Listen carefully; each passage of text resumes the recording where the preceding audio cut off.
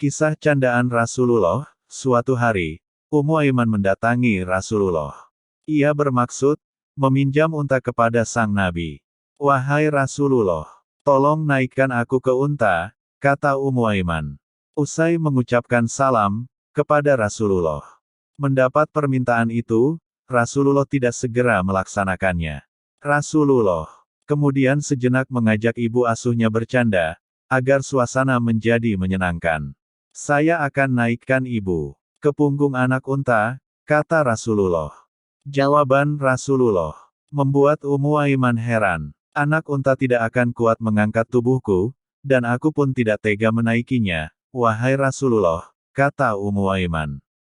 Mendengar ucapan Ummu Aiman, Rasulullah tersenyum.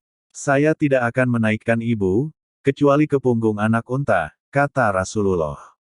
Keheranan Ummu Aiman makin menjadi. "Apa yang bisa dilakukan oleh seekor anak unta?" tanya Ummu Aiman kepada Rasulullah. "Bukankah setiap yang dilahirkan oleh unta disebut anak unta?" "Hai ibu," kata Rasulullah.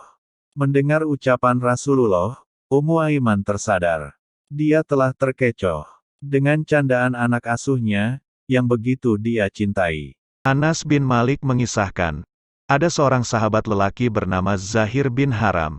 Suatu hari, ketika Rasulullah mendatanginya di pasar, Zahir sedang menjual barang dagangannya. Tiba-tiba Rasulullah memeluknya dari belakang dengan erat. Sementara Zahir tidak melihat, Zahir berkata, "Lepaskan aku." "Siapa ini?" Setelah menoleh, dia baru mengetahui yang memeluknya adalah Rasulullah. Maka ia tidak menyia-nyiakan untuk bercanda dengan Nabi. Dengan menyandarkan punggungnya ke dada Rasulullah, Rasulullah bersabda, "Wahai umat manusia, siapa yang mau membeli budak ini?" Zahir pun berkata, "Wahai Rasulullah, demi Allah, aku ini tidak berarti di pandangan mereka." Rasulullah pun menjawab, "Justru di sisi Allah, engkau sangat mahal nilainya." Hadits riwayat Ahmad. Dari Al-Hasan, seorang nenek tua, mendatangi Rasulullah. Nenek itu berkata, "Ya Rasulullah, berdoalah kepada Allah, agar dia memasukkanku ke dalam surga." Rasulullah mengatakan, "Sesungguhnya surga tidak dimasuki oleh nenek tua." Nenek tua itu pun pergi. Sambil menangis, Rasulullah pun mengatakan, "Kabarkanlah kepadanya bahwasanya wanita tersebut tidak akan masuk surga dalam keadaan seperti nenek tua."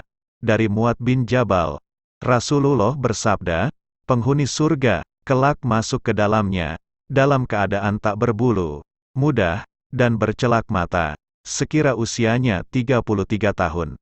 Hadis riwayat At-Tirmidzi. Rasulullah juga bercanda dengan istrinya, Aisyah. Rasulullah berkata kepada Aisyah, "Aku tahu kapan engkau marah, dan kapan bahagia." Merasa heran, Aisyah pun bertanya kepada Rasulullah, "Bagaimana bisa mengetahui suasana hati yang aku sembunyikan begitu rapi?" Rasulullah menjawab, "Jika sedang marah, engkau bersumpah demi Tuhannya Ibrahim. Jika hatimu sedang lapang, engkau bersumpah demi Tuhannya Muhammad."